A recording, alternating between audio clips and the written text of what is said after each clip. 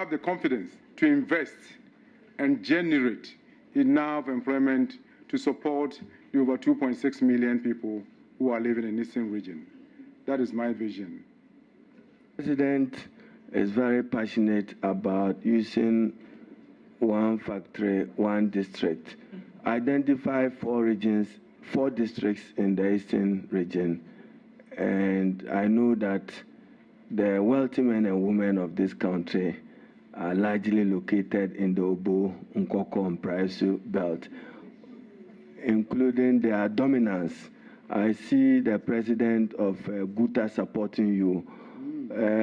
Which are the 4 districts you want to identify and recommend same to the president with associated factories that you recommend for pursuit in those districts? The concept of one district, one factory will depend largely on the feasibility studies that will be generated by the various districts, depending on the particular advantages that they might have. I don't think anybody will want to maybe impose some factories or industries on particular districts. So I may not want to hazard any industries and maybe refer them to this committee and say, we are going to do this here, we are going to do that there. I know a lot of opportunities abound in the region by way of agricultural produce, by way of forest produce, and the district themselves will be assisted by the RCC to write their business plans so that we can then take it from there and help establish those industries. We know the potential of the Eastern region. When you are driving through, even from Kumasi, coming through Honorable Northern Press constituency, banana, orange, yet all this, taking the example at Nsawam of blue skies. Pineapples. Pineapples. Or bread. Bread, because chairman buys some to Bekwai. I want something that can be processed, chairman. Bread is processing. So we want you to be able to identify, for instance, even pineapple. It will amaze you that sometimes the owner of Blue Skies, from my experience as Minister for Trade, he has to export in the pineapple into Ghana. No. We have capacity to produce it, taking advantage of the region that you had. So be specific. Do you intend facilitating and supporting the president to establish these factories? If so, when will you begin the feasibility work for Eastern region? Business will have to be based on business plans and investment capacity. Mr. Chairman, like I've said, the advantages exist. For example, in the Kwao area, there's a produce, ginger. Ginger is a non-traditional, product for export. It has not been so well developed. But, Mr. Chairman, like I was saying, we will need to get an accurate and appropriate business plan that can support that industry. There's also the tiger nuts. Very exciting. Very, very exciting. I've been supplying members sometimes in this parliament. Yes.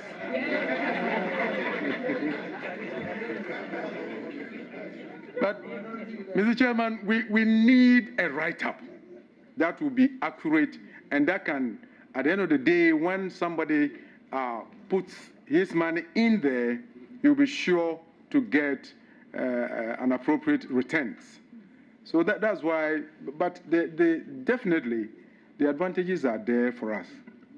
Chairman, I note that the nominee is generous to share tiger nuts. It probably shares the same potency in terms of its efficacy with ginger. What will you do with tiger nuts and ginger? What will you do with it? Already, Honorable Anodompre has been talking with me. He has some investors who want to come down and invest particularly in the tiger nuts. And last 2 weeks, he was there to do feasibility studies on by himself. So, Mr. Chairman, like I'm saying, the interest is there, the potential is there, but once I haven't seen a business plan, I'm a bit restricted to want to hazard and say, let's go for this, let's go for that. I've been in the private sector. Businesses can rise and fall, and we don't want to do that. The galamsey menace is also prevalent in your region, and there is a suspicion that those who should enforce the laws to stop the menace may be behind the practice. I want your view on that. Is it true that the enforcement agencies, those who should really make it stop, have an interest, and what can we do to get the menace off our heads? It's not an easy area because the menace is all over, it's so pervasive in Ghana, and it's business. So people from all walks of life, it may, I don't have facts, but it may be that some politicians are even involved. So it has become very difficult to put an end to the galamsey. It's become a free-for-all kind of venture.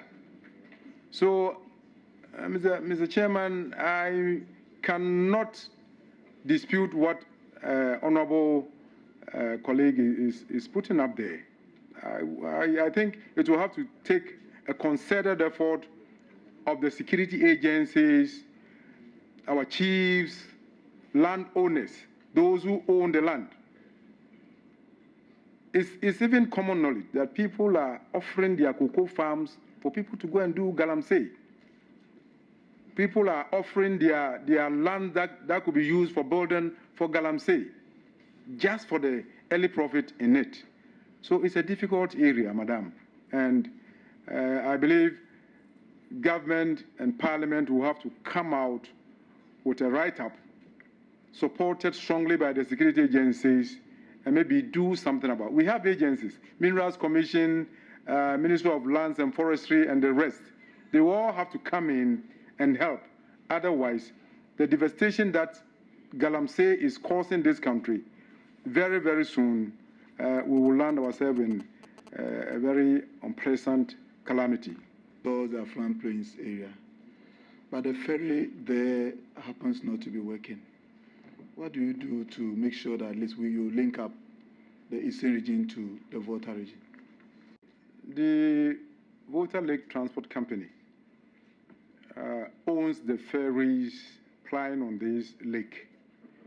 And some of the ferries were acquired as late as some time ago, I think 1978 or thereabout. Some in even before the 1970s. And they become quite obsolete.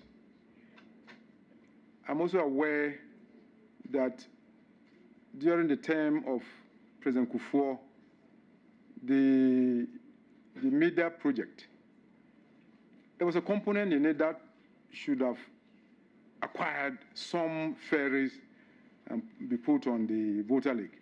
I don't know what has happened to that project, but certainly the amount of cargo, the amount of transport on the Volta Lake is so significant that we will need to put in some investment to revamp that aspect of our transport sector. The farming activities around the Front Plains, and most of them are people coming from the north. They migrate to the place. But I think the land acquisition becomes a problem when they want to cultivate the land.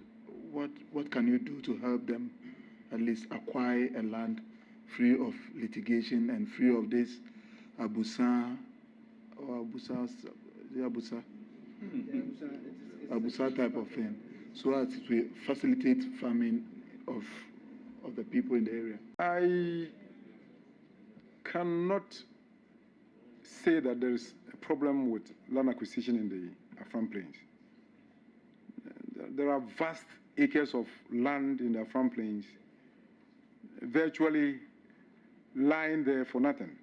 And I don't know where you got your facts, but we all know that land acquisition in Ghana is a problem, whether for building purposes or for agricultural purposes.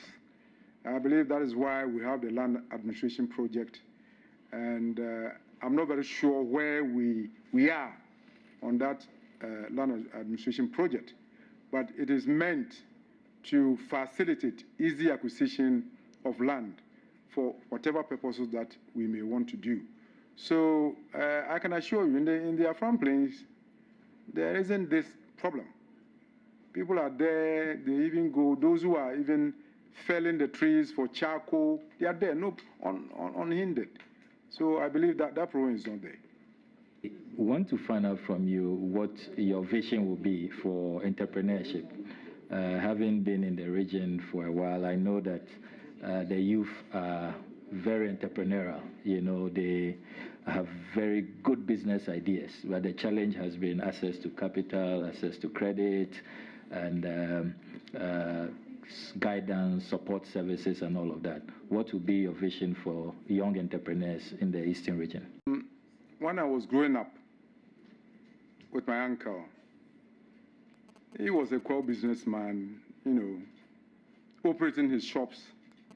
And during those times, people were coming to learn how to be a good trader. They would come for 1 year, 2 years, and then they would get all the tutorials before they started their businesses. I think people should not just wake up one day and say, I want to go into business. So my advice is that those young ones, maybe young graduates, who will want to go into business, will have to get some mentoring, will have to partner just like lawyers do. You do your what do they call it? Tutelage or something for some time before you venture into business. Business is an expensive venture. Like I said, a business could start today and in 2 years it is off. You know the factors of a business: capital, expertise, what knows, labor relations, and if you are not very careful, you go maybe take a loan or use a family capital, go into a particular venture, and within 2 or 3 years, it's off. So my plan will be that those who want to go into business will have to be tied to certain well-known business people, and they are bound. The chairman of the Council of Elders, Eastern Region, NPP, Paku Fianzo, is here. He could, chairman of the Council of Patrons, he is here. He's a big businessman. He could be generous enough to take about 10 young graduates who will be willing to go into business so that they just don't start. Is he the champion at the Bosokai? I don't know about that, Chairman. Okay. I don't know about that. But he used to be there. But now he's no more there. He's veered into a different arena of business. So, like I'm saying, he's very, very astute and knows where to invest his money. So we need to maybe ask some of them to accommodate the young ones. Train them 1 year, 2 years, 3 years, and by which time they would have known into it. A project which we commenced before we left the Ministry of Education, an attempt to give the Eastern region its first public university. I want to know from you if you have been briefed on that project. You'll be representing His Excellency the President in the region, and as part of your mandate, you are supposed to supervise all ongoing projects. Have you been briefed on that university, the University for Environment and Sustainable Development, and what are your plans for that particular project? Eastern region desires a state university. And ex-President John Dramani Mahama started one in the Krobo area. I'm informed that the land has been prepared, but no constructional works have started. I would want to pursue that project vigorously and get the university on board, because there's also supposed to be another campus at the Afram Plains. And the earlier we all focused on it and get it done, the better for us. Another campus at Bunsu as part of the reach of the university. Mr. Chairman, Bunsu already has an agricultural training center with facilities, with structures. And I think it will not be so difficult improving upon them, such that it could be one of the campuses for the fresh university that is upcoming. For instance, every other university, if you look at the antecedents, is to take advantage of some infrastructure to leverage on its development.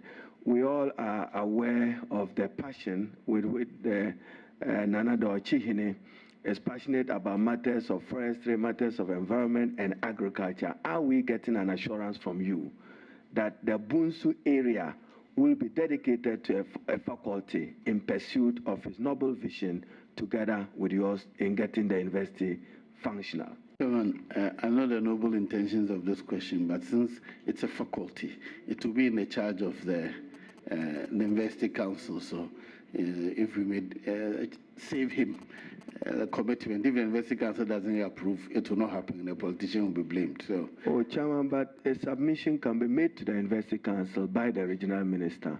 He can influence that. I'm referencing the traditional headship of that area, who publicly have professed what he believes in terms of it. So let's have the nominee's commitment to working with Ochihini and others in making the dream real, Chairman. Chairman, I know Osagyefo Amwetia is very, very, very passionate about this project, and it would be very appropriate if the University Council could consider developing the Bunsu College as one of their faculties. With peace and security in the Eastern region, you will be the chairman of RegSec if approved. The Eastern region is a very heterogeneous region. In recent times, there have been a few tensions here and there between some settlers and landowners and all of that. What will be your commitment to peace and stability, and how do you intend to ensure that we do not see any conflict during your tenure as regional minister? I know security is a technical area, and I'm a politician, and I'll be ably aided by the members on the RegSec, especially those who have the security backgrounds, like the first BN, 1BN at Michelle Camp, like the regional bosses of the security agencies, and they will have to advise us as to how we can ensure that Eastern region is safe. But some of the skirmishes that you talk about, be they land or be they settlers, especially the cattle herders and the crop farmers, well, there too we will have to engage all the stakeholders, like the chiefs who give the land, the 33 MPs that we have in the region, the assembly members, will all need to, chart an understanding as to how the herders and the crop farmers can coexist. Because, Mr. Chairman, we cannot banish cattle rearing from our country.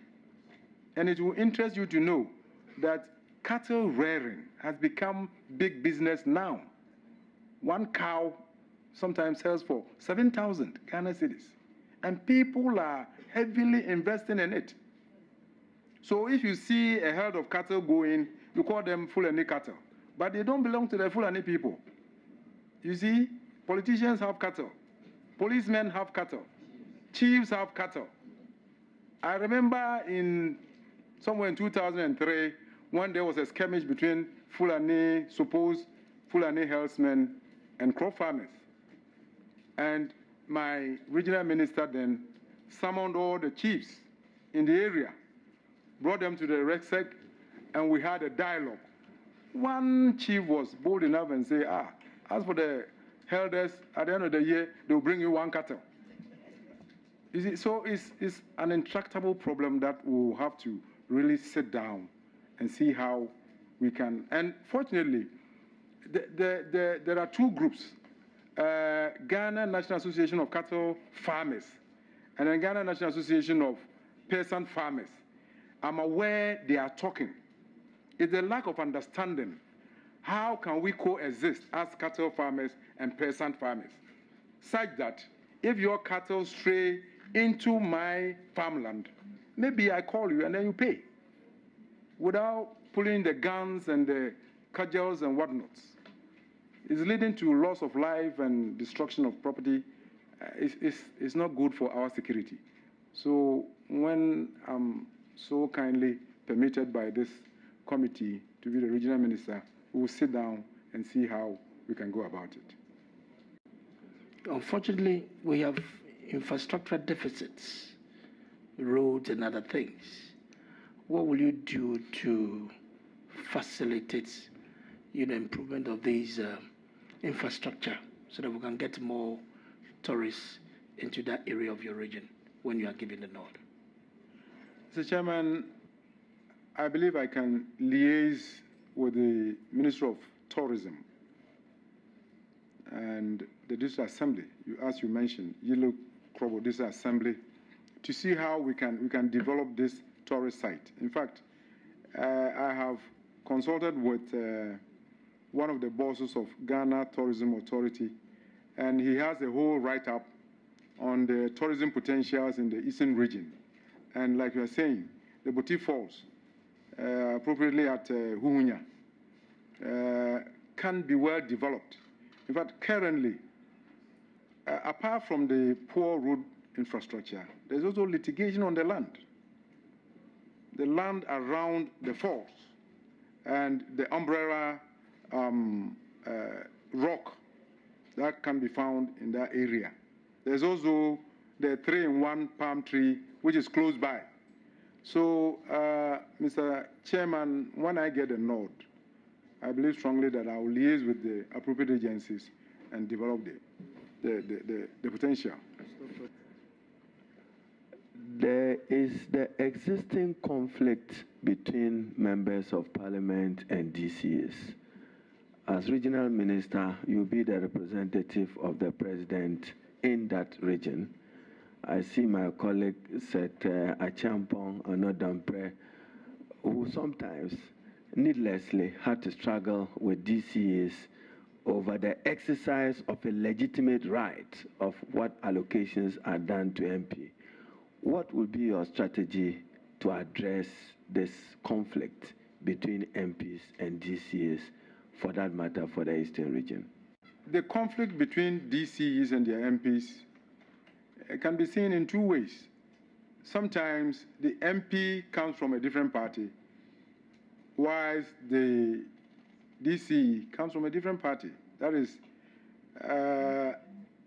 or both the MP and the DC can be coming from the same party, like it's going to happen this time around.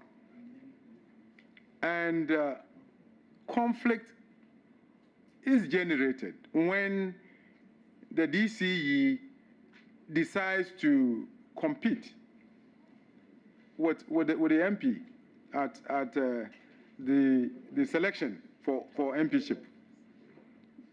I believe the party leadership in the region are talking strongly on this issue. They want to fashion out a process or a policy whereby the selection of the MP will not generate much controversy. If you want to be a DC, be a DC. If you want to be an MP, be an MP.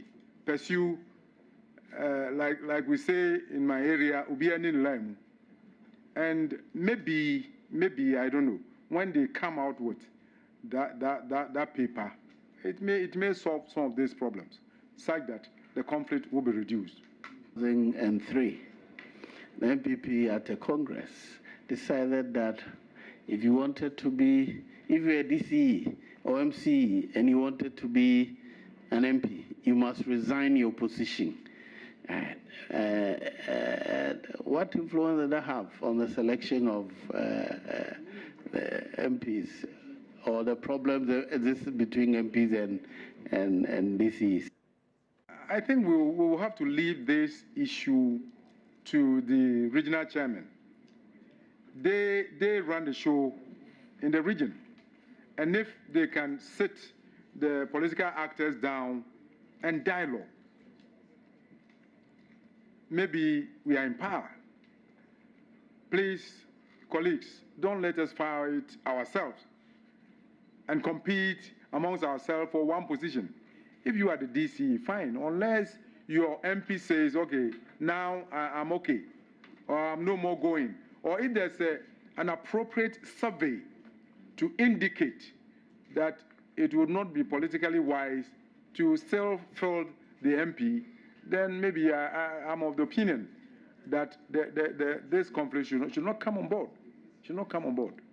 Chairman, we have heard the nominees and surveys where people at the comfort of their bedrooms will initiate and complete these surveys for purpose of declaring incumbent MPs as unpopular.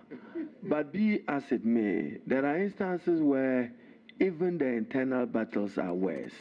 Your excuse is that when the MP is from a different political party as the DCE, there are instances where, as RM, regional minister, you are eyeing a certain seat and you'll be seeking to undermine the incumbent member of parliament, or a DC is seeking to undermine an incumbent member of parliament. We are not saying that you have all the answers.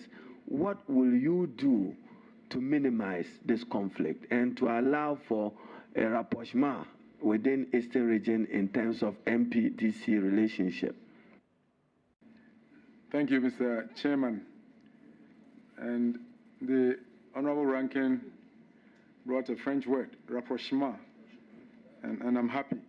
Mr. Chairman, conflicts will always exist, but we must find a way to deal with them. That's why I want us to leave these issues at the doorstep of the regional chairman. They should come in. If you are generous enough to approve of my nomination, Mr. Chairman, I will not go and eye somebody's seat or try to be a kingmaker. I will just mind my business as a regional minister. I will not interfere in the constituencies of other MPs. Not even the NDC MPs that you'll be seeking to and sit to make your party power. Anyway, Chairman, I can understand you now. Okay, Chairman. The Eastern region is also noted for its huge tourism potential. What plans do you have to make tourism a major economic activity in that area? Mr. Chairman, I think I made allusion to this issue a few minutes ago, that there are many tourist attraction sites in the region. Nature has been so kind to the Eastern region by giving us rocks, rivers, although most of our rivers have been polluted by galamseyas, and forests. There are so many tourist sites in the region, but we will need to develop this in conjunction with the Ghana Tourism Authority, the Ministry of Tourism, Ghana Tourism Authority, and the district assemblies, those of them that have the tourist sites. For example, in Mpraiso, we have the paragliding sites. But you see, when they are airborne, they don't land at Impraiso, they land at Nkoko. So the two assemblies will have to collaborate and develop this project. The only problem is that most of the tourist sites do not have road infrastructure. Even from Atibie to the paragliding site, the road, about 3 kilometers, is so poor. So we need to put in the necessary infrastructure, put in the receptive centers at the tourism sites, and then get this thing going, because it's a potential to give us employment and revenue. Conflict between MPs and MMDCs. My suggestion to you is simple. There are rules for disbursement of money. Ensure that the MDCs follow the rules, period. I heard Honorable Colin Zada. One of our colleagues went to report to him, and he called the DCE. So you have 95%. If you can't use your 95 and you come and fight with the MP's 5%, it means that you are a useless DCE, right? So if you made them understand, the DCEs, that they have 95, the MP's 5%, they should just facilitate for the MP to continue their project. We will have peace.